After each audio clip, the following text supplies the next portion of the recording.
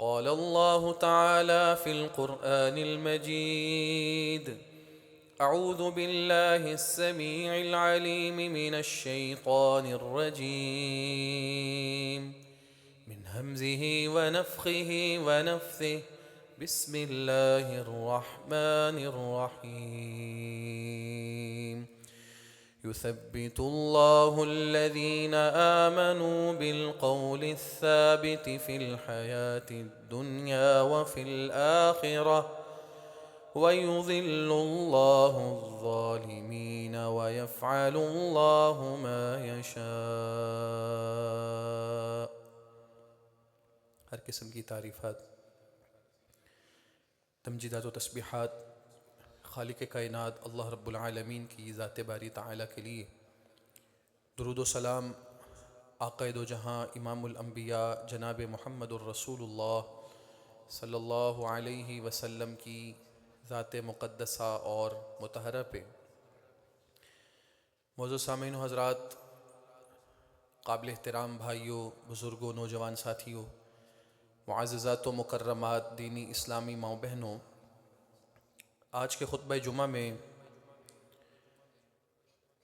ایک مومن اور دوسری طرف کافر یا فاسق، ان دونوں پہ قبر میں گزرنے والے احوال اور حالات جن کو ذکر کیا، نبی کریم صلی اللہ علیہ وسلم نے، اس سے متعلق کچھ چیزوں کو سمجھنے کی کوشش کی جائے گی، کیونکہ اللہ کے رسول صلی اللہ علیہ وسلم کی حدیث ہے، آپ نے اپنے صحابہ کو ایک دن مخاطب کیا اور کہا: لِمِثْلِ هَذَا فَأَعِدُّوا۔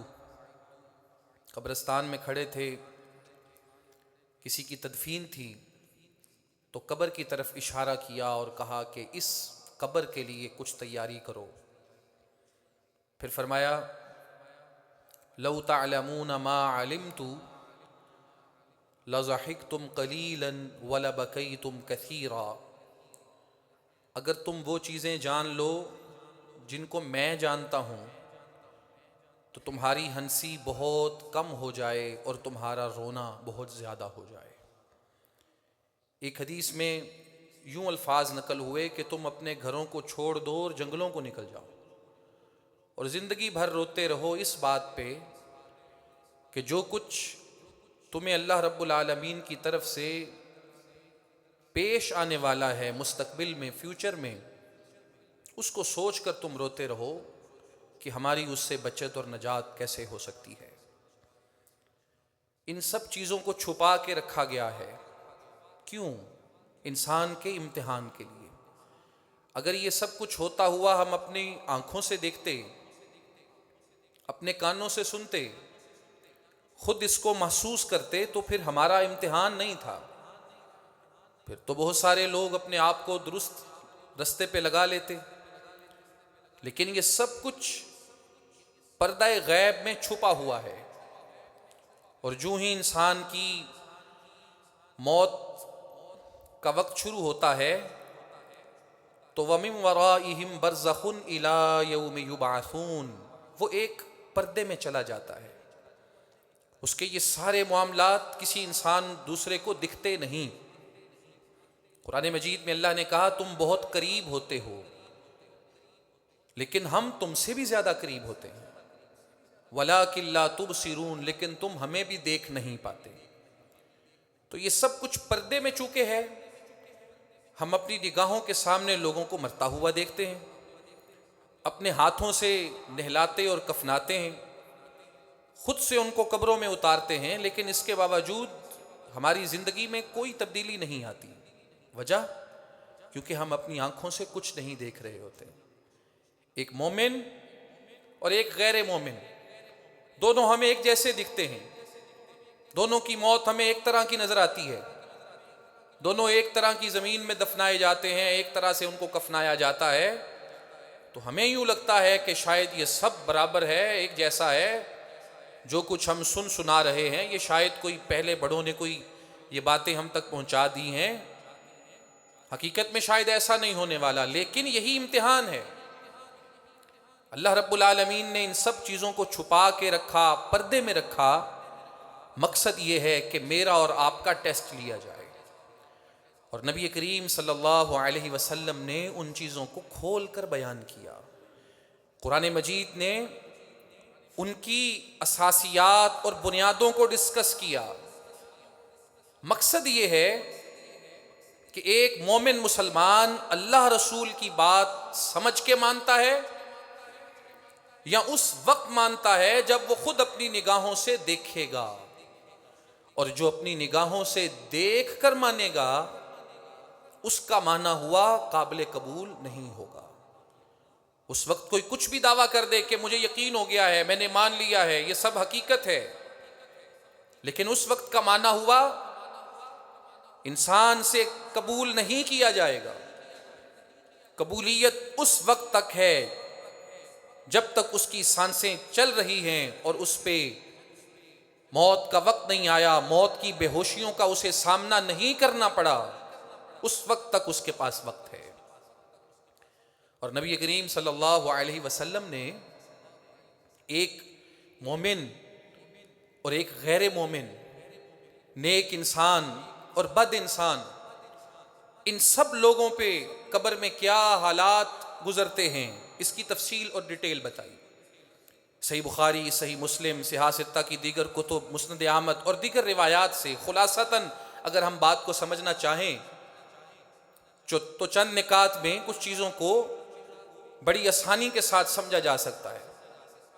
آپ نے فرمایا کہ جب کسی بھی انسان کو ان العبد اذا وضع فی قبرہ، قبر میں دفن کر دیا جاتا ہے، وتولى عنہ اصحابہ، جو دفن کرنے کے لیے آئے تھے وہ واپس چلے جاتے ہیں، اور آپ نے فرمایا تین چیزیں انسان کے ساتھ آتی ہیں، اس کی اولاد بھی ہے، رشتہ دار بھی ہیں، اس کا مال بھی ہے اور اس کے اعمال بھی ہیں۔ فرمایا دو چیزیں ایسی ہیں جو چلی جاتی ہیں، ایک چیز اس کے پاس رہتی ہے، جو اس کے رشتہ دار تھے، اس کا مال تھا، وہ چلا گیا، اور جو اس نے زندگی میں کیا تھا وہ اس کے پاس، اس کے ساتھ، اس کی قبر میں موجود ہے۔ اور نبی کریم علیہ السلام فرماتے ہیں وَإِنَّهُ لَيَسْمَعُ قَرْعَ نِعَالِهِمْ، اللہ رب العالمین اپنی قدرت کے ساتھ یہ جس کو دفن کیا گیا ہے اس کو سنوا دیتا ہے، قرع نعالہم، جانے والوں کے قدموں کی آہٹ کو۔ یہ چل کے جا رہے ہیں، واپس نکل رہے ہیں، ان کے قدموں کی آواز مرنے والا سن رہا ہے۔ اور یہاں پہ ذہن میں رکھیے، کوئی بھی مرنے والا مردہ شخص ہماری بات نہیں سنتا۔ کچھ لوگوں کو غلط فہمی ہو گئی، انہوں نے مردہ پرستی کے لیے پورا ایک دین ایجاد کر لیا، اور انہوں نے سمجھا کہ شاید جو مر جاتا ہے اس کے آگے اپنی حاجات مناجات اپنی دعائیں رکھو تو وہ اللہ کے آگے پہنچا دیتا ہے۔ اس طرح کی روایات کو انہوں نے بنیاد بنایا اور یہ عقیدے گھڑ لیے کہ ہماری ان کے آگے اور ان کی اللہ کے آگے۔ یاد رکھیں انک لا تسمع الموتى، قرآن مجید نے بڑا واضح اس عقیدے کو بیان کیا کہ آپ مردوں کو سنوا نہیں سکتے۔ جس پہ موت طاری ہو جاتی ہے اس کا دنیا والوں کے ساتھ کنیکشن ختم ہو جاتا ہے۔ وَلَٰكِنَّ اللَّهَ يُسْمِعُ مَن يَشَاءُ، لیکن اس کے ساتھ ساتھ یہ بھی ذہن میں رکھیے اللہ رب العالمین اگر کسی مرنے والے کو کچھ سنانا چاہتا ہے دنیا کے زندہ لوگوں کی بات تو وہ اس چیز پہ قادر ہے، وہ سنوا سکتا ہے، لیکن آپ اپنی مرضی کے ساتھ کچھ بولیں، اس کے آگے جا کے کہیں اور وہ سن لے، ایسا نہیں ہوگا۔ اللہ اگر سنوانا چاہے تو وہ سنوا سکتا ہے، اور نبی کریم علیہ السلام فرماتے ہیں وَإِنَّهُ لَيَسْمَعُ قَرْعَ نِعَالِهِمْ، جانے والوں کے قدموں کی آہٹ اللہ اس کو سنواتا ہے، یہ بتانے کے لیے کہ جو چلے گئے ہیں حقیقت میں وہ تیرے ہے ہی نہیں، جو تیرے پاس اعمال تیرے موجود ہیں، اب تیرا فیصلہ ان اعمال کی بدولت اور ان کی بنیاد پہ ہوگا، اس بیس پہ ہوگا کہ تو کیا کر کے آیا ہے۔ اور دوسری بات، کسی بھی میت کو قبر میں دفن کرنے کے بعد سب سے پہلی جس چیز کا مرنے والے کو سامنا کرنا پڑتا ہے وہ قبر کا زغطہ ہے، عربی میں زغطہ کہتے ہیں، اردو میں قبر کا دبانا، بھینچنا۔ اور قبر کا دبانا ایک ایسی چیز ہے، کوئی نیک ہو، برا ہو، اچھا ہو، فاسق ہو، فاجر ہو، کافر ہو، مومن ہو، ہر ایک کو اس کا سامنا کرنا پڑے گا. کوئی شخص اس سے بچ نہیں سکے گا. ہاں کیفیات میں فرق ہوگا، لیکن اس کا سامنا ہر ایک کو کرنا پڑے گا. عبداللہ ابن عمر رضی اللہ عنہما ارشاد فرماتے ہیں، اللہ کے رسول علیہ السلام کے صحابی سعد ابن معاذ رضی اللہ عنہ وہ ہیں، جب ان کی وفات ہوتی ہے غزوہ خندق کے موقع پر ان کو زخم لگا تھا، بعد میں ان کی وفات ہو گئی. تحرک لہ عرش الرحمن، اللہ رب العالمین کا عرش ان کی وفات پہ جھوم اٹھا، حرکت میں آیا. فتحت لہ ابواب السماء، فرماتے ہیں اللہ کے رسول علیہ السلام نے ہمیں یہ بھی بتایا کہ سعد کے لیے آسمان کے دروازے کھلے. وَشَهِدَهُ 70 أَلْفًا مِّنَ الْمَلَائِكَةِ، اور ان کے جنازے کے لیے آسمان سے زمین پر 70,000 فرشتے اترے جو ان کے جنازے میں شامل ہوئے. فرماتے ہیں یہ وہ شخصیت ہیں. لیکن جابر کہتے ہیں ہم اللہ کے رسول علیہ السلام کے ساتھ تھے جب جناب سعد ابن معاذ رضی اللہ عنہ کو قبر میں دفن کیا گیا، ان کی میت کو قبر میں رکھا گیا، اس کے بعد مٹی ڈالی گئی، ہم وہاں پہ کھڑے تھے، ہم نے دیکھا فسبح رسول اللہ سبحا، اللہ کے رسول صلی اللہ علیہ وسلم اچانک سے اللہ کی تسبیح بیان کرنے لگے اور سبحان اللہ سبحان اللہ سبحان اللہ پڑھنے لگے. کہتے ہیں جب ہم نے رسول اللہ کو اللہ کی تسبیح بیان کرتے ہوئے سنا، ہم بھی آپ کے ساتھ اللہ کی تسبیح بیان کرنے لگے. ثم کبر فکبرنا، پھر اللہ کے رسول علیہ السلام نے اللہ کی تکبیر کو بیان کیا، اللہ اکبر اللہ اکبر، ہم نے بھی اللہ کی تکبیر کو بلند کیا. اس کے بعد رسول اللہ علیہ السلام جب خاموش ہو گئے، ہم نے آپ سے سوال کیا، آپ آج کے دن سبحان اللہ پڑھ رہے تھے، اللہ اکبر پڑھ رہے تھے، اس کی وجہ کیا ہے؟ رسول اللہ صلی اللہ علیہ وسلم نے اس موقع پہ ارشاد فرمایا، لقد تضایق علی ھذا العبد الصالح قبرہ، آپ کو معلوم نہیں ہے، مجھے اللہ رب العالمین نے معلوم کروایا ہے، ہم نے سعد کو قبر میں دفن کیا ہے، اس نیک آدمی کو قبر نے دبایا ہے، قبر نے بھینچا ہے، حتیٰ کہ ہم نے اللہ کی تسبیح بیان کی، اللہ کی تکبیر بیان کی، حتیٰ فرجہ اللہ عنہ، تو پھر قبر نے ان کو چھوڑ دیا ہے. اور ایک حدیث کے الفاظ ہیں، اگر قبر کے دبانے یا بھینچنے سے کوئی بچنے والا ہوتا تو سعد ابن معاذ یقیناً بچ جاتے. یہ دباؤ ہر ایک کے لیے ہے. اور شارحین حدیث نے 3 قسمیں بیان کی، 3 صورتیں بیان کی اس دباؤ کی، 3 کیفیات کا ذکر کیا. کہا سب سے پہلی صورت اور کیفیت کافر کے لیے ہے، جس کو اس کی قبر دبائے گی، اتنا دبائے گی حتیٰ تختلف اضلاعہ، بائیں جانب کی پسلیاں دائیں جانب کی پسلیاں بائیں جانب، یہ آپس میں مل جائیں گی اور انسان ایسے باریک ہو جائے گا، پس جائے گا جیسے ایک باریک بال ہوتا ہے. اور یہ سلسلہ چلتا رہے گا تا قیامت چلتا رہے. یہ اس شخص کے لیے دباؤ ہوگا جو کافر تھا، فاسق تھا، اللہ رسول کو نہیں مانتا تھا. قبر کا عذاب اسے اس انداز میں ملے گا کہ اس کی قبر اس کو دباتی رہے گی. اور کہا دوسرا شخص کون ہے؟ مومن، مسلمان اور نیک انسان، نیک. قبر اس کو بھی دبائے گی، لیکن اس کو دبانے کی صورت یہ ہوگی، قبر اس کو سزا دینے کے لیے نہیں بلکہ اپنے ساتھ مانوس کرنے کے لیے، محبت کے لیے، رحمت کے لیے، مودت و شفقت کے اظہار کے لیے دبائے گی. انسان مٹی سے بنا ہے، جب پیدا ہوا دنیا کے اندر آیا مٹی سے اللہ نے اس کو بنایا اور پیدا کیا تھا. جب فوت ہو کے دوبارہ مٹی کے اندر جائے گا تو مٹی کی اس کے ساتھ ایک مانوسیت ہے، ایک محبت ہے، اس محبت کا اظہار وہ کرے گی، اس کو دبائے گی جیسے ایک ماں اپنے بچے کو دباتی ہے، گلے کے ساتھ لگا کے اس کو بھیجتی ہے. یہ مومن کے لیے قبر کا دباؤ ہوگا. اور تیسرا شخص وہ ہے جو ہے تو مومن لیکن فاسق تھا، گناہگار تھا، غلطیاں تھیں، کوتاہیاں تھیں، کمیاں تھیں، اس کو بھی اس کی قبر دبائے گی، اتنا دبائے گی جتنے اس کے گناہ ہیں. اگر گناہ زیادہ ہیں قبر زیادہ دبائے گی، اگر گناہ کم ہیں تو قبر کم دبائے گی.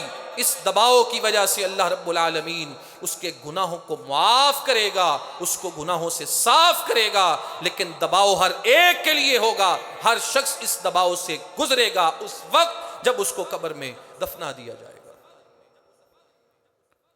اور نبی کریم صلی اللہ علیہ وسلم نے اس کے بعد جو سب سے مشکل مرحلے کا ذکر کیا وہ قبر کے سوال ہیں. قبر کے سوالات کا مرحلہ سب سے مشکل ہے. اتنا مشکل ہے کہ جناب عثمان ابن عفان رضی اللہ تعالی عنہ کو ایک غلام ہیں جن کا نام ہے ہانی. وہ بیان کرتے ہیں میں نے جناب عثمان رضی اللہ تعالی عنہ کو دیکھا جب بھی آپ کے سامنے قبر کا ذکر ہوتا بقا بہت زیادہ روتے، حتیٰ یبل لحیتہ آپ کی داڑھی مبارک تر ہو جاتی. کہتے ایک دفعہ آپ سے سوال کیا گیا، پوچھا گیا تذکر الجنت والنار، آپ کے سامنے یا آپ خود جنت کا ذکر بھی کرتے ہیں دوزخ کا ذکر بھی کرتے ہیں، اس وقت آپ کی یہ کیفیت نہیں ہوتی، لیکن جب قبر کی بات ہوتی ہے، قبر کے امتحان اور سوال کی بات ہوتی ہے تب کی کذالک آپ اس طرح روتے ہیں. اس کی وجہ کیا ہے؟ جناب عثمان رضی اللہ عنہ فرمانے لگے میں نے اللہ کے رسول صلی اللہ علیہ وسلم سے یہ سن رکھا ہے ان القبر اول منازل الاخرہ، بے شک جو قبر ہے آخرت کے مرحلوں میں سے سب سے پہلا مرحلہ ہے. جس کی موت واقع ہو گئی اس کی آخرت شروع ہو گئی، اور آخرت کا پہلا مرحلہ قبر ہے. کہتے ہیں میں نے رسول اللہ سے سنا ہے یہ پہلا مرحلہ ہے. فَإِن نَجَا مِنْهُ جو بندہ اس سے نجات پا گیا، اس کے امتحان اور سوالوں میں کامیاب ہو گیا، فما بَعْدَهُ أَيْسَرُ مِنْهُ جو اس کے بعد امتحان آنے ہیں قیامت کے دن میدان محشر میں، حساب کتاب، پلے صراط، میزان، اعمال ناموں کی تقسیم، یہ سارے معاملات اس کے لیے اس قبر کے امتحان سے زیادہ آسان ہوں گے. جو اس کو آسانی سے عبور کر لے گا وہ وہاں بھی کامیاب ہو کے رہے گا. اور میں نے سنا ہے جو یہاں پہ فیل ہو گیا، ناکام ہو گیا، بعد کا ہر امتحان اس کے لیے اس سے بھی مشکل ہوگا. اس لیے جب قبر کا ذکر ہوتا ہے تو مجھے رونا زیادہ آتا ہے. یہ سوال اور یہ امتحان رسول اللہ علیہ السلام نے فرمایا ما رأيت منظرا قط الا والقبر افزع منه میں نے مناظر دیکھے عذاب کے، جہنم کے، نار کے، سب مناظر مجھے دکھائے گئے. رسول اللہ کہتے ہیں لیکن جو سخت ہولناک، دہشتناک، وحشتناک منظر میں نے قبر کا دیکھا اس سے بڑھ کے کوئی اور منظر میں نے نہیں دیکھا. اور اس قبر کے مرحلے میں سب سے پہلی چیز جو بڑا امتحان ہے، امتحان تو آگے بھی ہیں لیکن جو سب سے پہلا بڑا امتحان ہے وہ قبر کے سوالات کا ہے. اور ہم میں سے ہر شخص جانتا ہے، ہر ایک کو پتا ہے کہ قبر کا سوال کیا ہوگا.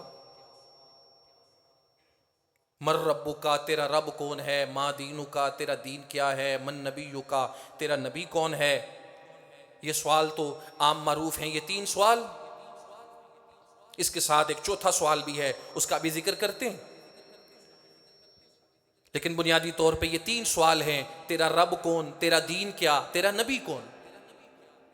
بعض لوگ سمجھتے ہیں کہ ہمیں تو ان سوالوں کے بڑے اچھے جواب آتے ہیں. مر ربو کا تیرا رب کون ہے، میرا رب اللہ ہے، ربی اللہ. تیرا نبی کون ہے، میرے نبی جناب محمد صلی اللہ علیہ وسلم ہے. تیرا دین کیا ہے، میرا دین اسلام ہے. تو لوگ سمجھتے ہیں کہ شاید یہ سوالوں کے جواب دینا یہ تو بڑا آسان سوکھا کام ہے، 2 لفظوں کی بات ہے، وہاں پہ آسانی سے کہہ دیں گے. جتنا آسان سمجھا جاتا ہے اتنا آسان یہ ہے نہیں.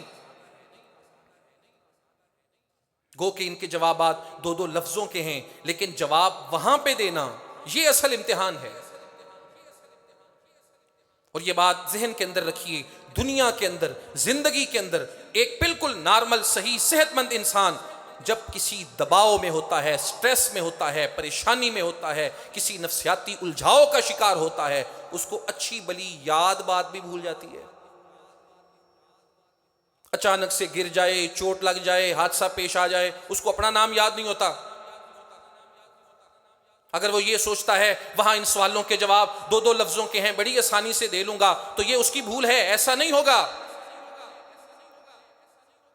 بہت ساری چیزیں ایسے جو یاد ہوتی ہیں، ذہن میں ہوتی ہیں، جب موقع بنتا ہے، موقع آتا ہے، انسان کے ذہن سے بھول جاتی ہیں، نسیان کا مرض لاحق ہو جاتا ہے، سب چیزیں صاف اور محو ہو کے رہ جاتی ہیں، یاد کرنے پہ یاد نہیں آتی، یاد کروانے پہ یاد نہیں آتی۔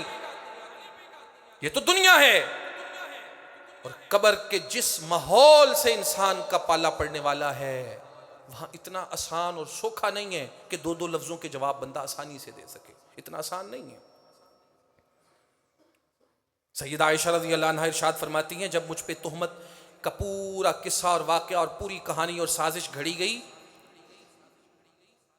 اور ایک دن اللہ کے رسول علیہ الصلوۃ والسلام بھی میرے پاس آ گئے اور مجھے آ کے نصیحت کرنے لگے، اے عائشہ اگر غلطی ہو گئی ہے توبہ کر لو، اللہ معاف کر دے گا۔ تو کہتی ہیں میں پہلے لوگوں کی بات تھی، اب جب رسول اللہ نے مجھے یہ کہا میری پریشانی بہت زیادہ بڑھ گئی۔ پریشانی کے اس عالم میں نے کہا میری اور تمہاری مثال ایسے ہی ہے جیسے ابو یوسف اور جناب یوسف کے بھائیوں کی تھی۔ ابو یوسف کیوں کہا؟ کہتی ہے دباؤ اتنا تھا، پریشانی اتنی تھی کہ مجھے جناب یوسف کے باپ جناب یعقوب کا نام یاد ہی نہیں آیا، میں زبان سے ادا ہی نہیں کر سکی، تو میں نے ابو یوسف کہہ دیا۔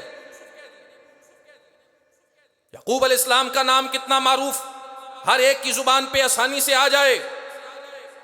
سیدہ عائشہ رضی اللہ عنہا فرماتی ہیں جب میرے خلاف سازش بنی گئی، رسول اللہ علیہ الصلوۃ والسلام مجھے نصیحت کرنے کے لیے پہنچے، میں نے کہا میری اور آپ کی مثال جناب یعقوب اور ان کے بیٹوں والی ہے، نام جناب یعقوب کا لینا تھا، دباؤ کی وجہ سے مجھے ان کا نام یاد نہ آیا، میں نے کہا میری اور تمہاری مثال جناب ابو یوسف اور یوسف کے بھائیوں کی طرح ہے، جس طرح جناب ابو یوسف نے کہا تھا واللہ المستعان علی ما تصفون فصبر جمیل، میں بھی تمہیں وہی کہہ رہی ہوں، ذہنی دباؤ کی وجہ سے کہتی ہیں اتنا معروف نام میری زبان پہ نہیں آیا۔ یہ تو دنیا ہے جہاں پہ آس پاس رہنے والے لوگ اپنے ہیں، مانوسیت کا ماحول ہے، کوئی تنگی نہیں ہے، ظاہری طور پہ انسان کمفرٹ زون میں ہے، لیکن قبر کا منظر اتنا ہولناک، دہشت ناک اور وحشت ناک ہے، اس کے بارے میں بندہ یہ سوچے کہ میں ایویں جواب دے لوں گا، ایسا ممکن نہیں ہے، یہ انسان کی خام خیالی ہے۔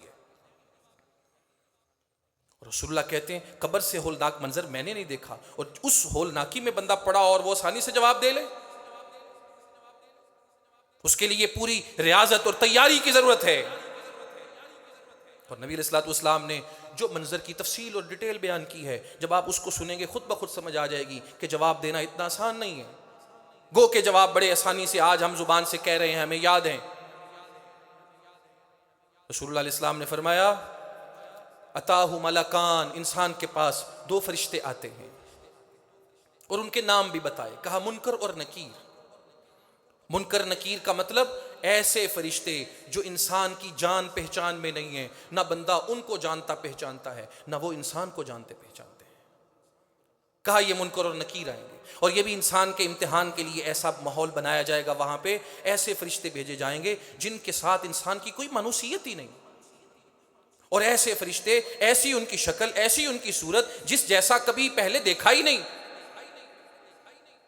دنیا میں کوئی چھوٹا موٹا کام ہو، انسان رابطہ ڈھونڈتا ہے، ریفرنس ڈھونڈتا ہے، کوئی جان پہچان ڈھونڈتا ہے کہ میں وہاں جاؤں، میری بات سنی جائے، مجھے دھتکارا نہ جائے، مجھے جواب نہ دیا جائے۔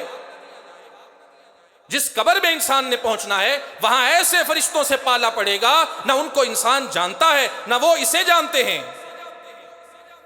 اور رسول اللہ علیہ الصلوۃ والسلام نے پھر ان کی کچھ کیفیت بھی بیان فرمائی، اسودان ازرقان، کہا ان کا کلر سیاہ اور نیلا ہوگا۔ شارحین حدیث نے لکھا اس کا مطلب یہ ہے، ہو سکتا ہے ایک فرشتے کا کلر کالا ہو، ایک کا نیلا ہو، یا یہ بھی ہو سکتا ہے دونوں کلر دونوں میں ہوں، سیاہ اور نیلا دونوں کلر مل کے، دونوں شیڈ ان کے رنگوں میں ہوں۔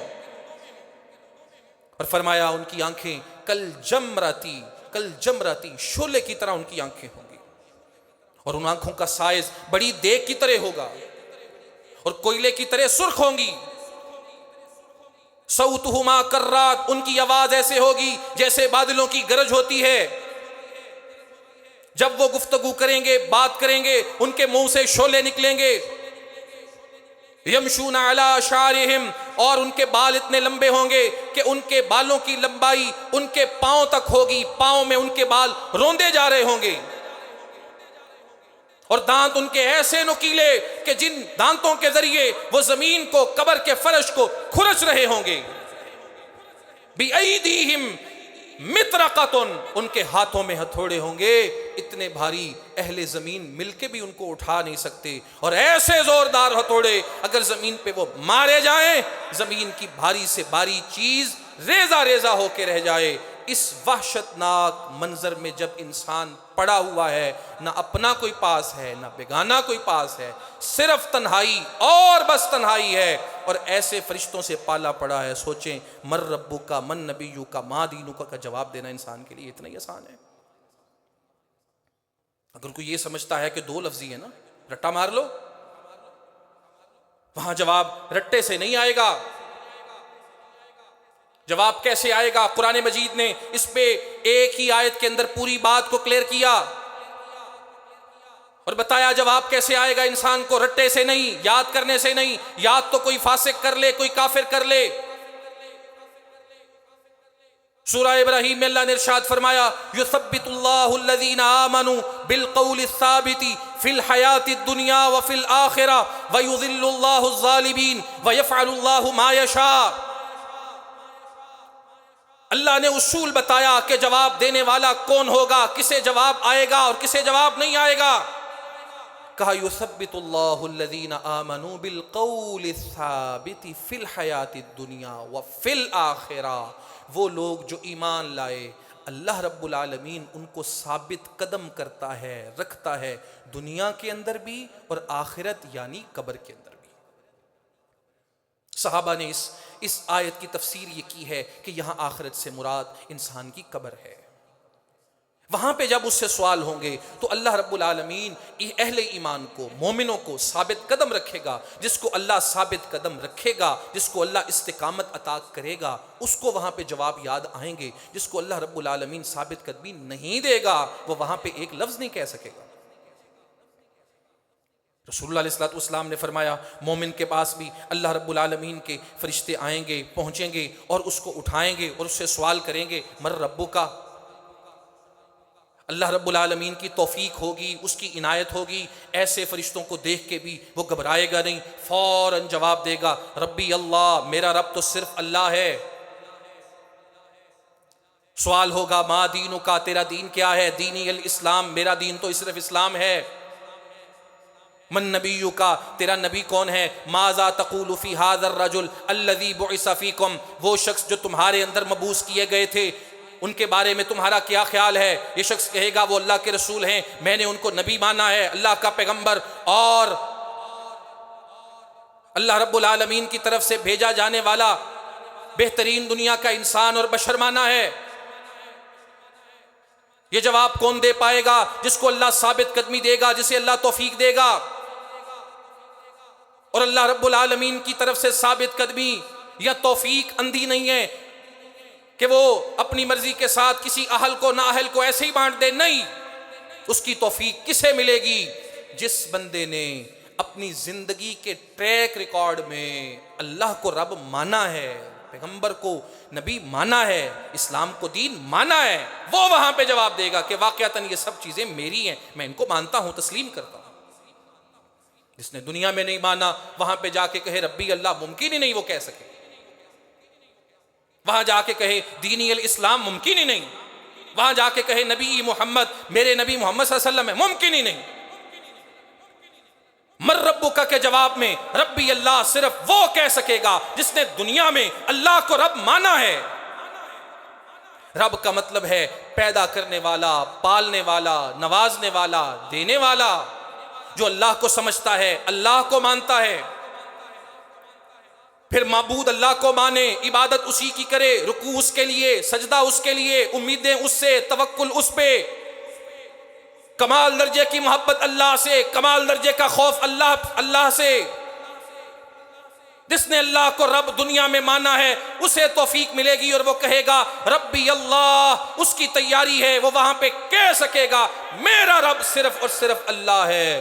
اور جس نے اللہ کے ساتھ شرک کیا ہے، اللہ والے اختیارات انسانوں کے اندر بانٹے ہیں۔ وہ جو اختیار غیب جاننے کا اللہ کے پاس تھا اس نے لوگوں کے اندر بانٹا۔ وہ جو اسباب کے بغیر مدد کرنے کا اختیار صرف اللہ کے پاس تھا اس نے دنیا والوں کو مشکل کشا کہا، حاجت روا کہا، دستگیر کہا، خزانے بخشنے والا کہا۔ اللہ والے اختیار جو دنیا میں انسانوں میں بانٹتا رہا وہ ربی اللہ کبھی نہیں کہہ سکے گا۔ رٹے ہزار لگائے، ہزار بار اپنی زبان پہ ان لفظوں کو چڑھائے، اللہ اسے توفیق دے گا ہی نہیں، کیونکہ جس نے زندگی میں ربی اللہ مانا نہیں وہ وہاں پہ جواب میں ربی اللہ کہہ نہیں سکے گا۔ یہ اورل ٹیسٹ ہے، زبانی امتحان ہے۔ اور ما دینو کا، تیرا دین کیا ہے؟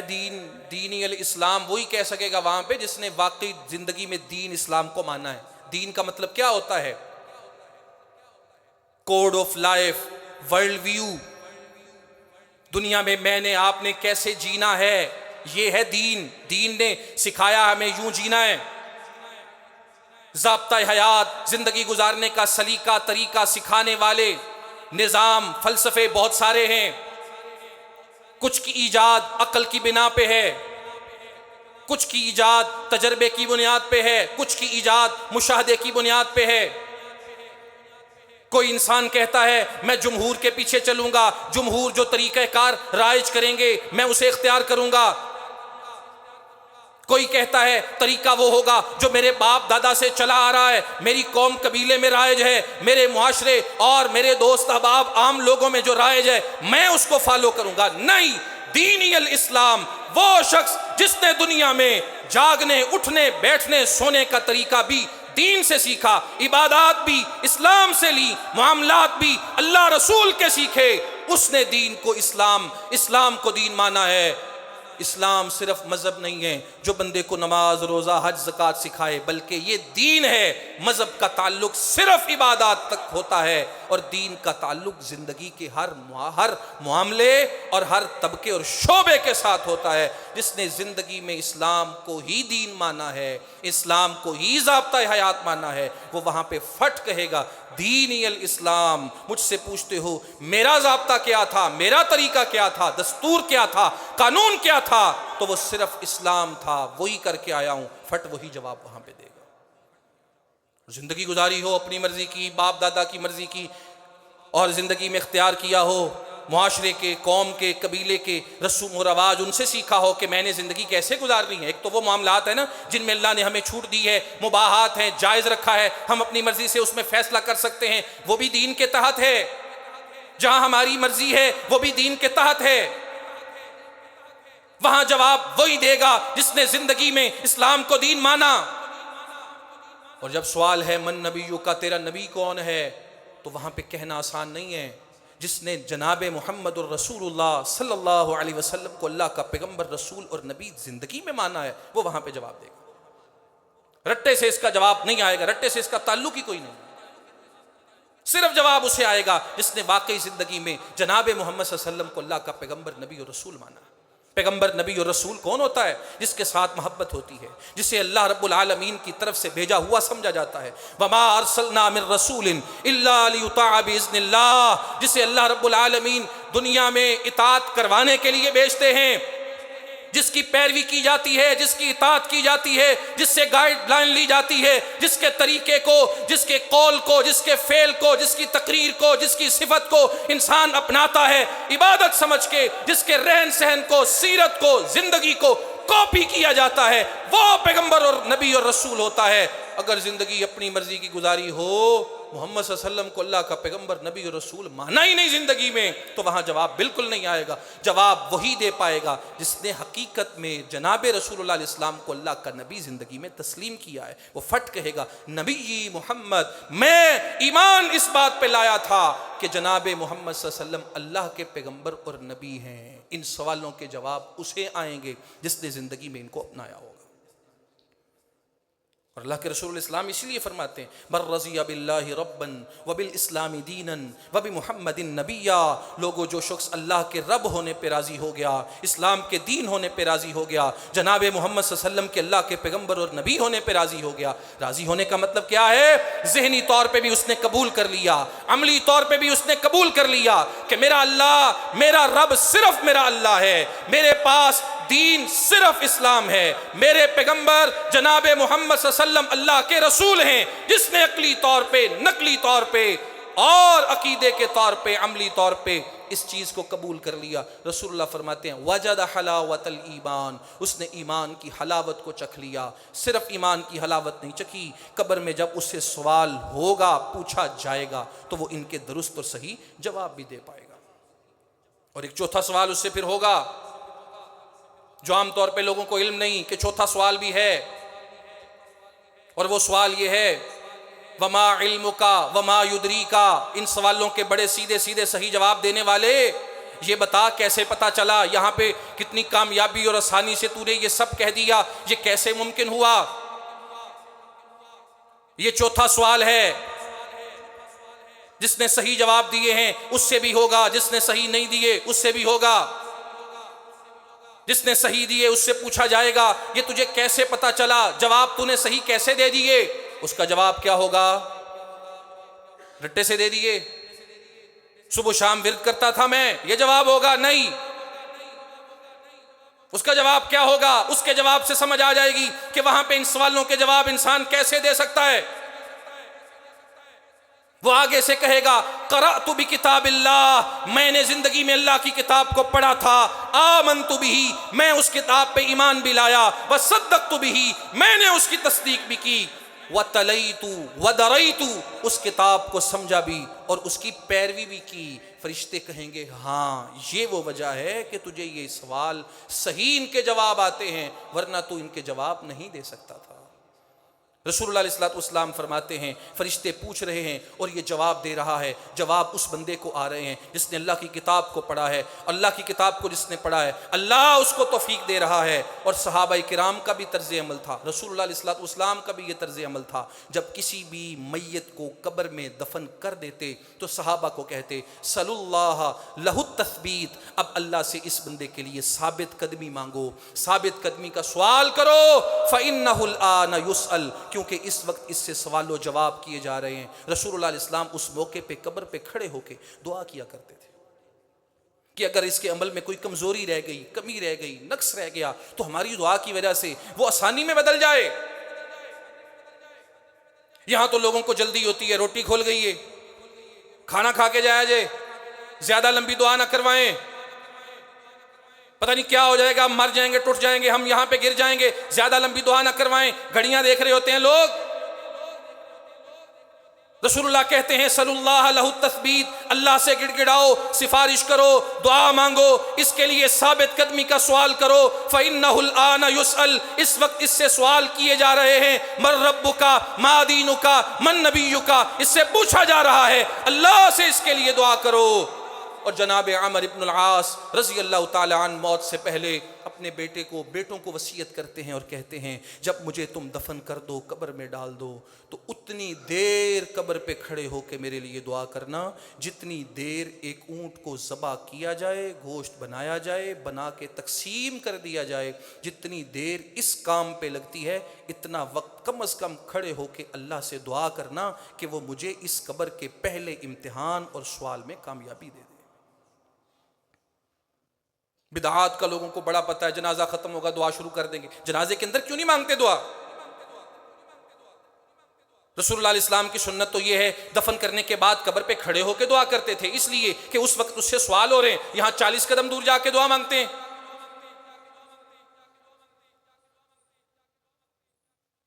اور فرمایا یہ جواب دینے والا ہے، یثبت اللہ الذین آمنوا بالقول الثابت، اللہ اسے ثابت قدمی دے گا۔ اور دوسرا انسان وہ ہے جس سے پوچھا جائے گا من ربک، تیرا رب کون؟ 1000 بار اس نے اس جملے کو رٹا لگایا ہو ربی اللہ، وہاں پہ ربی اللہ نہیں کہے گا، وہاں پہ ایک جواب ہوگا ہاں ہاں لا ادری، میں نہیں جانتا۔ سوال ہوگا ما دینو کا، تیرا دین کیا ہے؟ جواب آئے گا ہاں ہاں لا ادری، ہٹ جاؤ مجھے نہیں پتا۔ سوال ہوگا من نبیوں کا، تیرا نبی کون ہے؟ 1000 رٹے لگائے ہوں، جواب ہوگا ہاں ہاں لا ادری، میں نہیں جانتا، مجھے معلوم نہیں ہے، مجھے نہیں پتا۔ جس نے زندگی میں اللہ کو رب مانا نہیں، جس نے زندگی میں اسلام کو دین مانا نہیں، پیغمبر کو نبی اور رسول مانا نہیں، اس کے پاس ایک جواب ہوگا ہاں ہاں لا ادری، لا ادری، میں نہیں جانتا، میں نہیں جانتا، مجھے نہیں پتا۔ چوتھا سوال اس سے بھی ہوگا، بتاؤ ان سوالوں کے جواب کیوں نہیں دے سکے تم؟ زندگی تو تمہیں بھی ملی، دیکھنے والا، سننے والا، بولنے والا، طاقتور، توانا، اللہ نے تجھے بنایا، عقل دی، فہم دیا، شعور دیا، لیکن حال یہ ہے کہ تجھے یہی نہیں پتا تیرا رب کون، تیرا نبی کون، تیرا دین کیا۔ اس کا جواب ایک ہی ہوگا ما تلیتو ولا دریتو، نہ اللہ کی کتاب کو پڑھا تھا، نہ اس کے میسج کو سنا تھا، نہ اس پہ عمل کیا تھا، اس لیے یہاں پہ ایک سوال کا بھی مجھے جواب نہیں آتا۔ اور جو پہلے والا تھا وہ کہتا ہے میں نے پڑھا بھی ہے، ایمان بھی لایا ہوں، تصدیق بھی کی ہے، جتنی ہمت تھی، طاقت تھی، محنت بھی کی، کوشش بھی کی، اس لیے تم پوچھتے گئے، میں جواب دیتا گیا۔ اس کو فرشتے کہیں گے، اس نیک آدمی کو جس نے جواب دے دیے، حدیث میں رسول اللہ علیہ السلام فرماتے ہیں فرشتے اس کو کہیں گے انظر الی مقعدک من النار، وہ دیکھو سامنے جہنم کی آگ جل رہی ہے، اگر تم سوالوں کے جواب نہ دے پاتے تو یہ تمہارا ٹھکانہ تھا، قد ابدلک اللہ لک بہ مقعدا، لیکن آج تم نے سوالوں کے جواب صحیح دیے ہیں تو یہ اللہ نے اس کو جنت کی صورت میں بدل دیا ہے۔ وہ دونوں مقام دیکھے گا، پہلے اس کو آگ دکھائی جائے گی، اس کے بعد اس کو جنت دکھائی جائے گی۔ فَيُنَادِي مُنَادٍ، رسول اللہ کہتے ہیں پھر آسمان سے ایک اعلان کرنے والا اعلان کرے گا ان صدق عبدی، اللہ کے بندے نے سچ کہا ہے، افرشوا لہ من الجنہ، جنت کا بستر اس کے لیے بچھا دو، والبسوا لہ لباس الجنہ، اس کو جنت کا لباس پہنا دو، وافسحوا لہ قبرہ، اس کی قبر کو وسیع کر دو، وافتحوا بابا الی الجنہ، اس کی قبر میں جنت کا دروازہ کھول دو۔ رسول اللہ علیہ السلام کہتے ہیں یہ وہ شخص ہے جس نے زندگی میں اللہ کو رب مانا ہے، پیغمبر علیہ السلام کو نبی مانا ہے، اسلام کو دین مانا ہے، اور اس کے لیے یہ جنت کی بشارتیں ہیں۔ اور آخر پہ فرمایا اچانک سے یہ دیکھے گا یأتیہ رجل حسن الوجہ حسن الثیاب طیب الریح، ایک شخص اس کے پاس آئے گا جس کا چہرہ بڑا خوبصورت ہوگا، کپڑے بڑے خوبصورت ہوں گے، خوشبو بہت پیاری آ رہی ہوگی، اس کے پاس آئے گا اور اس کو آ کے کہے گا ابشر بالذی یسرک، خوش ہو جاؤ، اب جس جگہ پہ تم آ گئے ہو یہاں ہمیشہ کے لیے تمہارے لیے اللہ نے آسانی کر دی ہے، ھذا یومکم الذی کنت توعد، یہ وہ دن ہے جس دن کا تم سے وعدہ کیا گیا تھا۔ یہ اس کو پوچھے گا تم کون ہو؟ میرے لیے تو پہلے یہاں جاننے والا کوئی نہیں تھا، تم کون ہو؟ تو یہ جواب دے گا انا عملک الصالح، میں تمہارا نیک عمل ہوں۔ اللہ اس نیک عمل کو ایک انسانی صورت میں اس کے پاس بھیج دے گا۔ جب یہ اللہ کے اس انعام کو دیکھے گا تو اللہ سے دعا مانگے گا یا ربی اقیم الساعہ، یا ربی اقیم الساعہ، اے میرے رب قیامت جلدی قائم کیجئے، قیامت جلدی قائم کیجئے تاکہ میں اپنے گھر والوں کو جا کے مل سکوں، ان کو بتاؤں کہ جو اللہ کے لیے عبادت کرنے والا ہوتا ہے، اللہ کے لیے کچھ کرنے والا ہوتا ہے، اللہ کے لیے کچھ چھوڑنے والا ہوتا ہے، حلال حرام کی تمیز کرنے والا، اللہ کی رضا کے لیے محنت کرنے والا ہوتا ہے، زندگی مشقت سے گزارنے والا ہوتا ہے، اللہ کے رب ہونے پہ راضی ہوتا ہے، اسلام کے دین ہونے پہ خوش ہوتا ہے، پیغمبر کو اللہ کا نبی رسول مان لیتا ہے۔ اے میرے رب قیامت کو قائم کیجئے تاکہ میں اپنے گھر والوں کو بتاؤں، اسے اللہ اتنے انعام و کرام سے نوازتے ہیں۔ اے اللہ قیامت قائم کیجئے، میرے پیچھے رہنے والے اس بات سے بے خبر ہیں، میں ان کو بتانا چاہتا ہوں کہ اگر زندگی یوں گزار لوگے چند دنوں کی زندگی تو مشکل سے شاید گزرے، لیکن ہمیشہ کی زندگی میں اللہ کے بڑے انعامات ہوں گے تمہارے لیے۔ رسول اللہ علیہ السلام فرماتے ہیں یہ نیک شخص ہے، اور جس کو جواب نہیں آئے، جو کہتا ہے میں نہیں جانتا، میں نہیں جانتا، مجھے نہیں پتا، اس کے لیے اس کی قبر تنگ، اور تنگی کے ساتھ رسول اللہ علیہ السلام فرماتے ہیں فرشتوں کے ہاتھوں میں جو گرز تھے، جو ہتھوڑے تھے، ایسے ہتھوڑوں کے ساتھ اس کو سزا دی جاتی ہے کہ جب وہ اسے لگتے ہیں تو اتنا چیختا ہے، اتنا چیختا ہے۔ رسول اللہ کہتے ہیں انسانوں اور جنوں کے علاوہ ہر مخلوق اس کی چیخوں کو سنتی ہے، اور اگر مجھے یہ ڈر نہ ہوتا تم اپنے مردوں کو قبروں میں دفنانا چھوڑ دو گے، لدعوت اللہ، میں اللہ سے دعا کرتا ان یسمعکم من عذاب القبر، وہ چیخوں کی آوازیں تمہیں بھی سنا دیتا، لیکن اس نے نہیں سنائی۔ ان سب چیزوں کو پردے میں رکھا، غیب میں رکھا، تاکہ بندے کا صحیح امتحان ہو، کس نے اللہ رسول کی سمجھ کے مانا اور کس نے اپنی آنکھوں سے دیکھ کے مانا۔ جس کو آنکھوں سے دیکھنے کے بعد یقین آیا، اس کا یقین اس کے کوئی کام نہیں آئے گا، اور جس نے اللہ رسول کی سن کے مان لیا، اس کے لیے اتنی بہتری ہوگی کہ جب وہ بہتر اجر کو پائے گا تو اپنے گھر والوں کو ملنے کی خواہش کرے گا۔ کاش میں بتاؤں اپنے بیٹوں کو، کاش میں بتاؤں اپنی بیٹیوں کو، کاش بتاؤں اپنے بہن بھائیوں کو، کاش بتاؤں اپنے والدین کو کہ تم کہاں لگے ہو، کیسی زندگی جی رہے ہو۔ اصل تو یہ ہے یوں کر لو اور پھر ہمیشہ کے لیے راحت ہے۔ یہ احوال رسول اللہ نے ذکر کیے۔ اللہ ہم سب کو سرخرو فرمائے۔ وما توفیقنا الا باللہ۔